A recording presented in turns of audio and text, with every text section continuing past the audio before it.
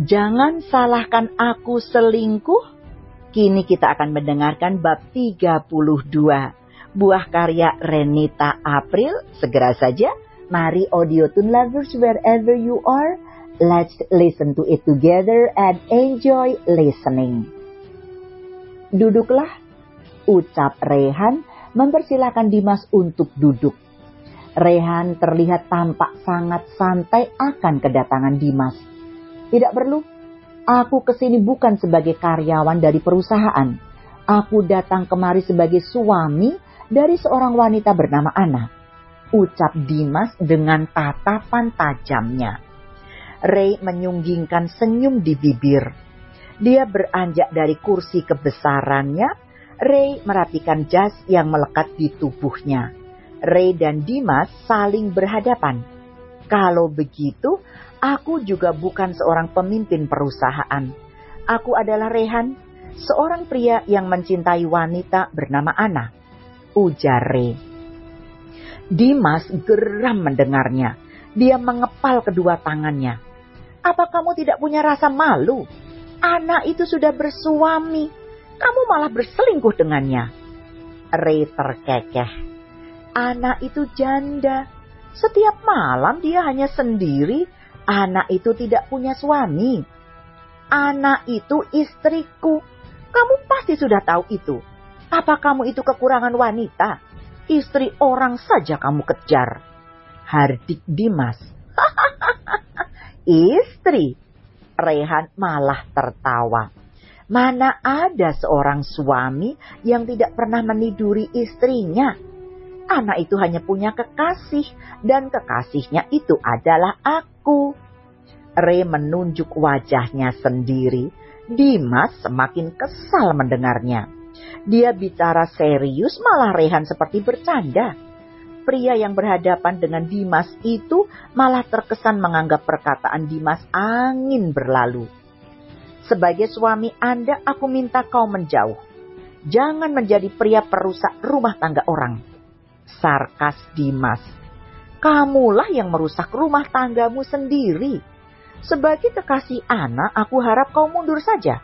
Sudah cukup Ana menderita karena ulahmu, ucap Ray dengan nada tinggi. Dasar brengsek, kamu sungguh tidak tahu malu, hardik Dimas. Rehan menatap tajam Dimas. Dia sudah emosi karena ucapan kasar dari rivalnya itu. Ray mengepalkan tangan dan melayangkan tinjunya ke wajah Dimas. Buk, buk, buk. Ray mendaratkan 3 bogem mentah di wajah dan perut Dimas. Darahnya sudah mendidih karena ucapan dari Dimas. Amarahnya sudah naik ke kepala. Kamulah pria brengsek itu. Kamu itu pria tidak tahu diri dan tukang selingkuh, ucap Ray. Dimas tidak tinggal diam. Dia juga ikut membalas pukulan Ray. Namun Ray menahan tangan Dimas. Dia menarik kerah kemeja Dimas. Kamu itu tidak bisa melawanku. Aku bisa melakukan apa saja untuk menghancurkan dirimu. Kamu memang punya segalanya. Tapi ingat, sebagai pria sejati kamu tidak akan menggunakan kekuasaanmu itu, ucap Dimas. Kamu menantangku. Kita lihat apa anak akan memilihmu atau diriku, ucap Ray. Ray melepas tangannya dari kerah baju Dimas. Dia merapikan kembali jas di tubuhnya. Dimas mengelap sudut bibirnya yang berdarah. Aku tidak akan membiarkan kamu mendapatkan anak. Kamu tidak akan pernah bisa mendapatkan istriku, ucap Dimas dengan menunjuk wajah Ray. Dimas keluar dari ruangan kantor Ray dengan wajah babak belur. Para karyawan Rehan memperhatikan Dimas yang tengah berjalan.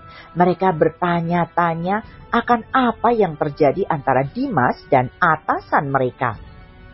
Dimas keluar dari gedung perkantoran. Dia masuk ke dalam mobil. Dimas meringis sakit saat menyentuh wajahnya.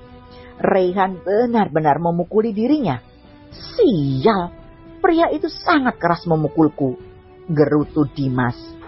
Dimas melihat kondisi wajahnya pada kaca spion dalam mobil. Bibirnya sudah berdarah, Pelipisnya juga terlihat memar. Dimas menyalakan mesin mobil dan melajukannya ke jalan raya. Ray menghancurkan semua barang yang terlihat di matanya. Dia meluapkan emosinya dengan menghancurkan barang-barang itu. Ray kesal karena tidak dapat berbuat apa-apa. Status Anna lah yang menyebabkan itu semua. Ray terengah-engah, nafasnya naik turun karena emosi di dalam dadanya. Ray mengambil kunci mobil, dia hendak pergi keluar menemui Anna. Dicky masuk ke dalam ruangan Rehan, dia mencegah langkah kaki Ray untuk pergi. Ray, apa ini? Kenapa kamu menghancurkan semua barang-barang? Tanya Dicky. Ray menghentikan langkah kakinya. Aku kesal, sangat kesal dengan semua ini. Aku lelah harus menunggu. Aku akan menghabisi Dimas sekarang juga. Dicky menggeleng. Kamu baru saja memukulnya. Sikapmu itu jangan kekanak-kanakan, Dicky.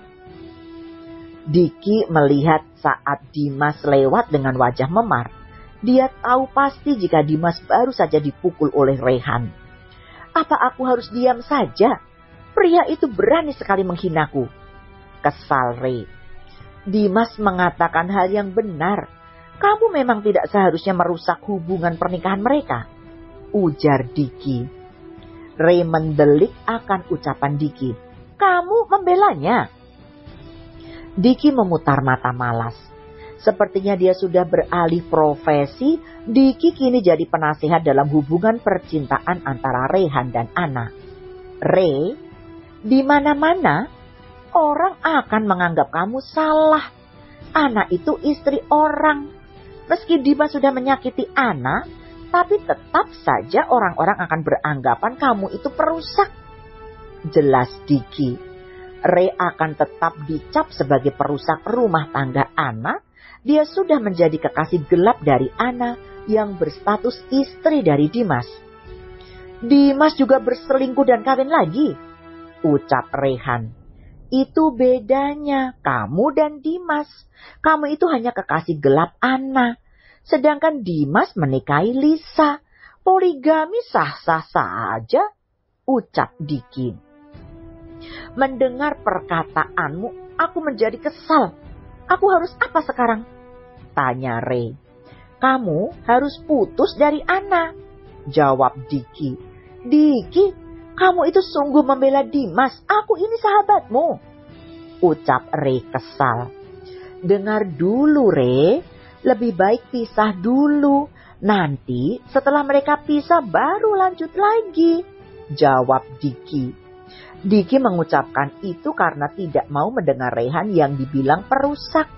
Dicky juga tidak mau Dimas malah menjadikan alasan perselingkuhan Anna agar tidak jadi bercerai. Dicky mendengar semua perkataan Dimas kepada Rehan. Sahabatnya ini memang tidak seharusnya masuk ke dalam kemelut rumah tangga Anna dan Dimas. Aku tidak bisa pisah dari Anna, Ray berkata dengan lirih. Dia lalu menatap wajah Dicky. Dicky, kamu harus membantuku. Buat Anna bercerai dengan dia. Dimas tidak mau tanda tangan surat perceraian itu, ucap Dicky. Hah? Buat dia tanda tangan? Minta bantuan Dion, dia pasti bisa membantuku, kata Ray. Kamu itu mau menipu ya? Tenang saja, aku sudah menyuruh orang agar persidangan cerai Anna cepat digelar, ucap Dicky. Ray tersenyum mendengarnya. Bagus, aku senang mendengarnya. Cari bukti yang memberatkan Dimas. Aku mau seminggu ini perceraian itu selesai.